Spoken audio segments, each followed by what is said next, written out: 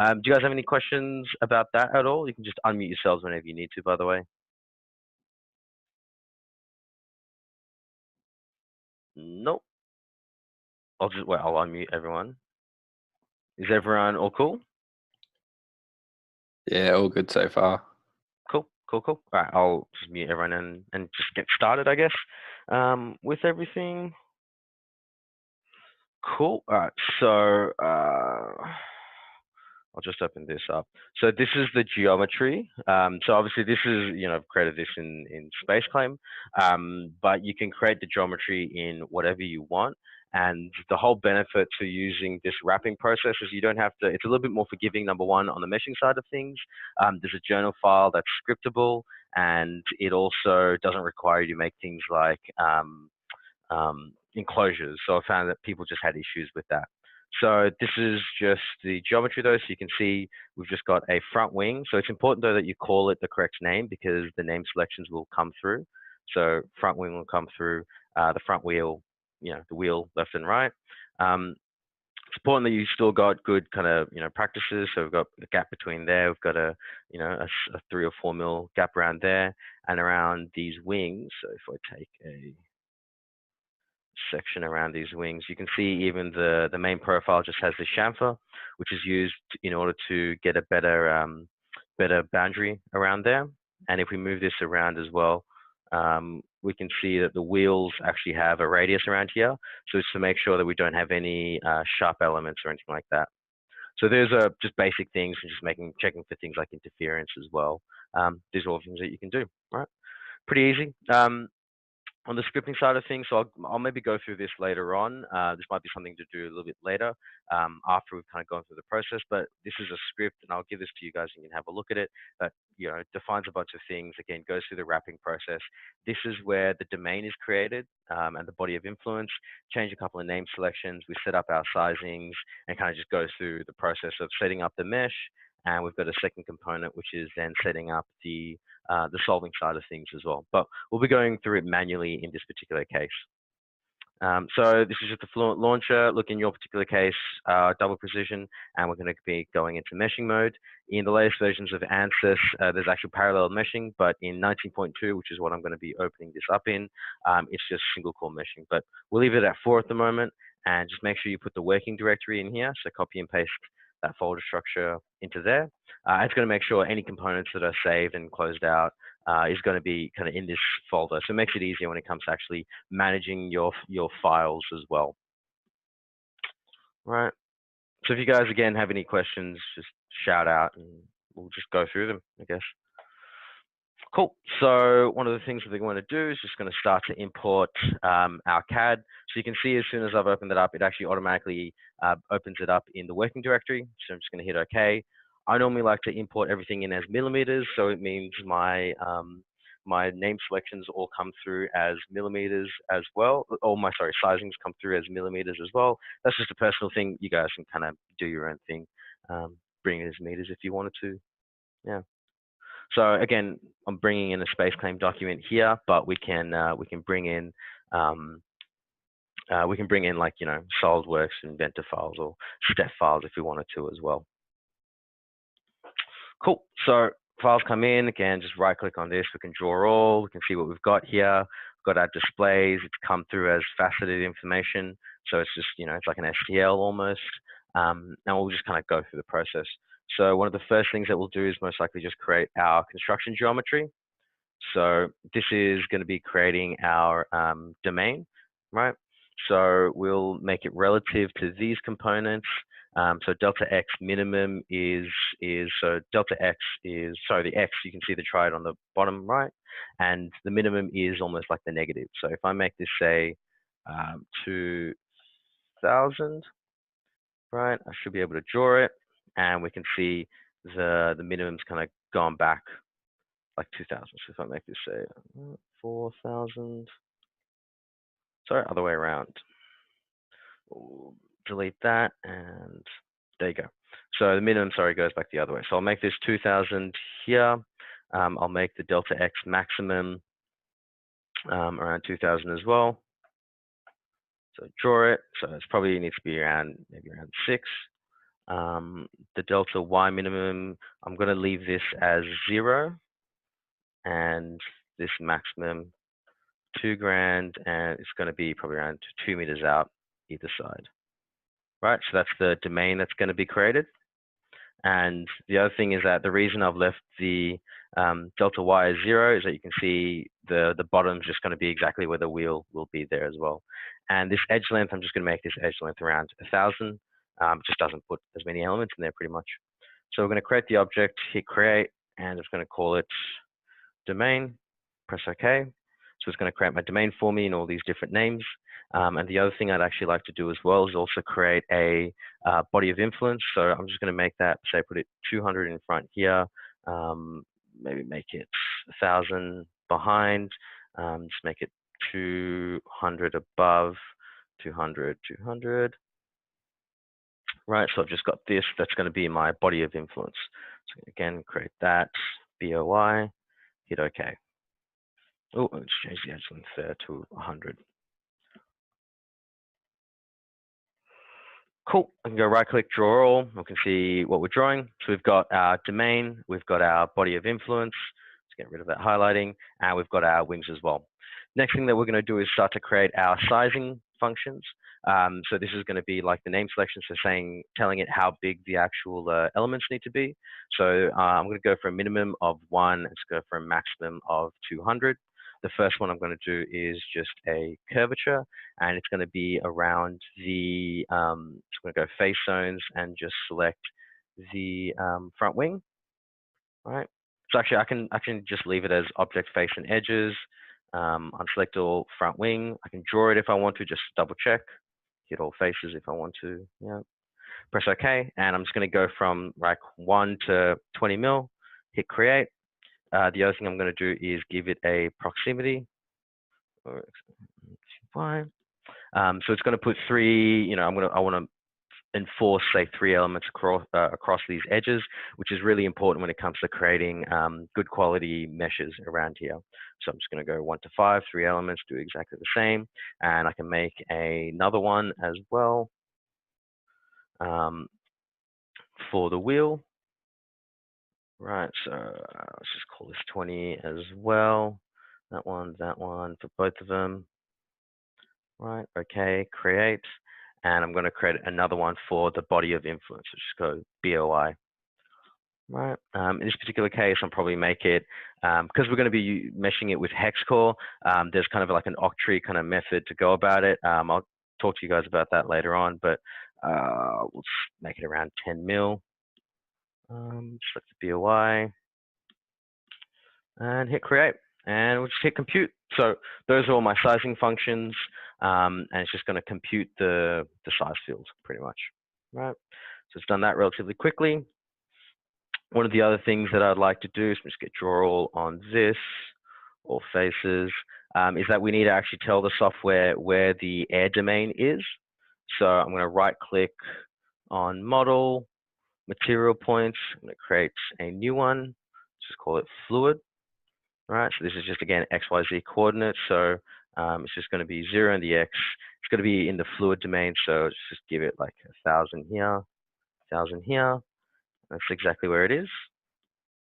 Right. So just hit create. Cool. So now that that's done, most of our actual processes are done. What we're going to do is create the surface mesh. So just under the wrap, we're just going to extract the features first. So this is, you can see there's not a huge amount happening, but if you started to create a huge amount of components, we'll start to extract more features. We'll start to wrap the intersecting loop. So it's going to figure out where, for instance, the wheel and the domains are actually intersecting. It's going to create an edge around there, and it's going to ensure that it actually gets meshed appropriately. Right, so let's do its thing. Yep. And then the next thing that it's going to need to do is just shrink wrap it, right? So we're just going to be using the wrapping tool collectively. So we're going to wrap everything together. We're just going to call it fluid, use the fluid material point, and we're going to use a resolution factor of 0.7 in this particular case. I'll just hit the help button. But while that's going, I'm just going to press OK. And it'll go through the process of creating a surface mesh. So if you do have any issues about what we're actually doing, there's always like a help button in any of these processes. So you can have a look at, the shrink wracking objects. You can understand what the difference is between creating it collectively or individually is. So collectively here, right? We can extract the fluid volume and even things like the resolution factor. So you can see here it's telling you that it's sampling the surface mesh. So you can make it either finer or coarser. And there's some tips and tricks here saying it's recommended to be, smaller around the 0.7 mark, right? And at the bottom here, there are also some commands to help you through that process. So if you wanted to, again, script this whole thing, you can check these ones out here. I'll show you as well. So on the script, so what we're talking about, again, is pretty much being recorded on the script as well. So these are just definition files. So we're defining certain definitions for name selections, some parameters. So this one's called face max, and it's a 20 sizing. But we can see in this particular case, we're just importing the CAD. We've created our domains. And you can kind of see what it's doing as well. So we're in the boundary, we're creating a bounding box. On everything, it's a wall, it's called domain, it's got minimum and maximum, so it's X, Y, Z, and then X, Y, Z, min, max, and min and max, and also edge length as well. So again, you've got the domain here. In this particular case, I automatically changed the names from them to, so the domain X min became the velocity inlet. There are some functions in here to automatically rotate the object. So what I was talking to you guys about, we're not just analyzing the car in one direction. We can also start to rotate it. We can start to yaw it, pitch it, and roll it as well. So we can have multiple kind of components put inside here. We're automatically defining the size functions, the scoping, so the curvature, proximity, the body of influence. We've computed it, created our material point here. Again, extracting the edges, intersection loops, and then we're wrapping it as well. We're writing the meshing out for debugging in this particular case as well, if we need to do that. While that's doing it, I guess I'll go over kind of what the rest of the journal does. So there are these diagnostics in order to improve the quality. So the quality gets improved here, so we can use the general improve, and we can start to collapse objects if we wanted to as well. So this improves the surface mesh, all these functions, which is a lot easier to do it that way. We then start to tell the solver what's a fluid and what's a solid. So we're just saying, these are the fluid regions. In this particular case, we're scoping prisms as well. So prisms are these inflation elements, which are used to accurately capture the boundary layer. We're then again meshing in polyhex core. We're changing the types as well. So the pressure outlet, like these name selections, are normally just walls. So we're actually changing them to outlets and inlets. These are node movements. So we're automatically moving components of the mesh in order to improve the quality again. We're just checking out the mesh quality, writing it, scaling it down from millimeters to meters. And scaling it down, and then getting rid of all the junk pretty much and switching to the solver as well. Right? Have you guys had a chance? Oh, I'm sorry. I'll show you guys what the mesh looks like in this particular case. So this is the mesh. We can start to add our clipping planes just to look at kind of what's happening, and then we can start to zoom in. So you can see this created a bit too much of a fine mesh around the end plate, so we'll probably go back and might change how that's actually built. You can see we've kind of got elements, 3 elements kind of around the back here as well. And we've got a pretty fine mesh, to be honest, which is probably why it took so long. So again, if we right click on this, diagnostics, connectivity, and quality, we can right click and hit summary, and we can see, we've actually got a skewness of around 0.5, so that's really good. There's not a huge amount that needs to get done here. But if I did have something that was really bad, I can go to this quality tab, skewness of 0.5, and if I hit this button first, it'll actually start to show me where these bad quality elements are, right? And what you can do is using like the general improve, you can use the apply all, and it will try to move these components around in order to actually improve the quality, right? So again, in this particular case, not really a big issue, but when we've got more complicated CAD, it might be the case, right? So after that's done, just going to right click and compute the volumetric regions using the material point. And we're just going to go in and tell the solver that we've got a fluid over here, which is what we're drawing at the moment. And there's also a front wing, but we don't need that for this analysis, the internal geometry at least. So we're going to give it a dead zone. So we're just going to call it dead. And now that that's done, we can actually start to create our mesh. So we're just auto meshing. We've got prisms that we want to grow, right? So in this particular case, I'm just going to put them on the wing.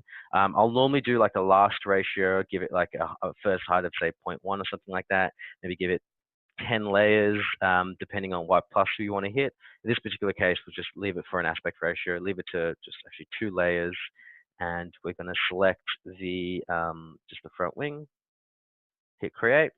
We're just going to be using the polyhex core. We'll just merge the cell zones afterwards and pretty much hit mesh. Awesome. All right. So now that we've got the mesh that's created, we can right click and draw our boundaries, and we can actually have a look at what the mesh is looking like. So again, we can just insert our clipping plane, just limit by Z, and we can kind of move in, we can show the cut edges and start to see what the actual mesh looks like. So this is a really fine mesh. I think I overdid it there, but that's fine. You can see how fine everything is. This transition might not be as appropriate, so you might have something that's a little bit less, maybe 1 or 2 more components. We can also have a look at, what's happening around here. So we can zoom in. We can see we've got polys, we've got multiple edges, components around there. If we see this, we should also be able to see the boundary layer around there as well. So you can see that we've got a couple of cells. In reality, we probably want more depending on the Y+ that you guys are running, but you guys can make that decision yourself. Right. Again, right clicking on this, we can have a look at what the summary is. So we can have a look at the, well, normally what I do is auto node move. I don't actually go in and actually figure out exactly where the components are. I'll just say, let's say 0.89, have it on iterations there and hit apply, and it'll go through the process of automatically moving it. In reality, I normally do it by script because it's actually a lot easier.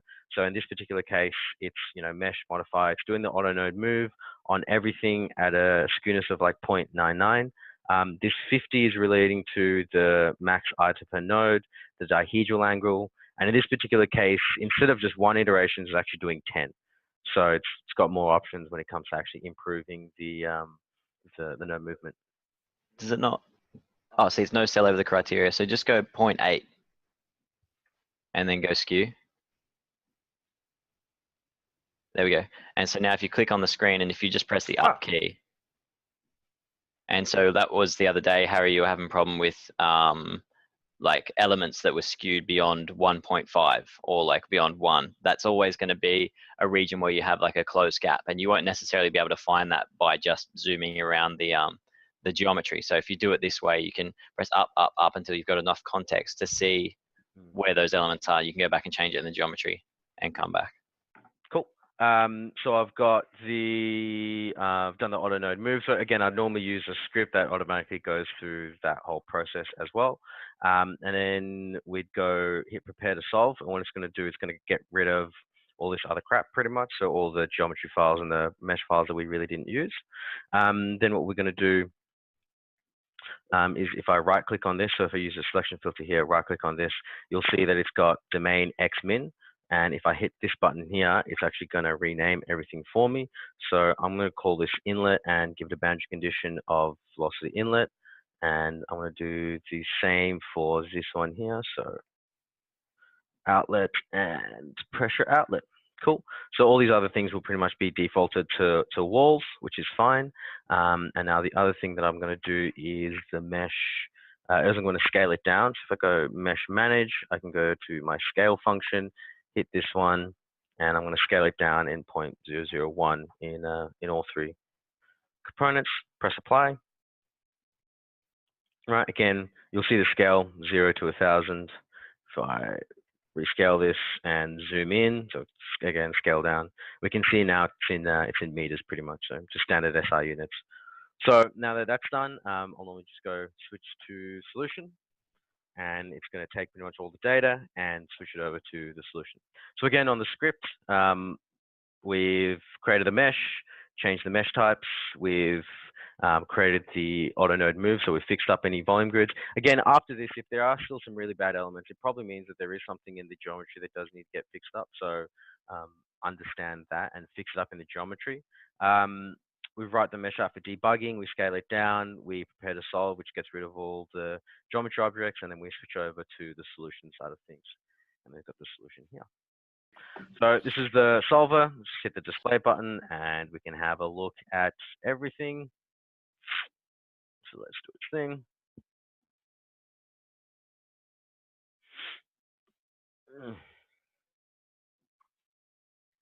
Cool. So I think in this particular case, it's a pretty big grid. I'm not going to figure out how big the grid size is. But normally I'll go through the process. So I'll just use the tree, by the way, on the left-hand side. That's just a personal thing. I know Errol likes the bar at the top. Again, to each their own. K-Omega SST with curvature correction, right? And then we'll go to our boundary conditions, and I normally like to group them by the zone type. So we can see we've got an inlet coming in here, which is that red component that you can see in the middle. We'll just give it a 10 meters per second. We've got an internal, which is just everything inside. We've got our outlet, which is a zero pressure gauge, which is exactly what we expected. And then we've got our walls as well. So if I click on this, we can see it's highlighted the wall minimum. So what I'd like to do is actually rename that. So I can rename that here if I want to. I'm going to call it ground. Moving wall coming in at 10 meters per second as well in the positive X direction. And the domain Y max is going to be a free slip wall, as well as so one of the other things I can do. So I've given the ground that, and the Y max is a free slip wall. I can copy that from the Y max to these ones here. So it'll automatically copy the boundary condition. So if you've got multiple ones, it just makes it a little bit easier, right? And then the other thing is the wheels. So I don't know what the actual coordinate system of the wheels are in this particular case, but what I would do is bigger. Right, so just go moving wheels again, relative, rotational, I think it's something normally like 50, give the axis coordinate conditions, so it might be something like 0.1 or something like that, and the definition as well. So using the right-hand rule will be in the Z direction, right? It's okay. On the method side of things, so we're just going to switch over to the coupled solver and not the simple solver. We've got kind of first order, second order pressure and momentum.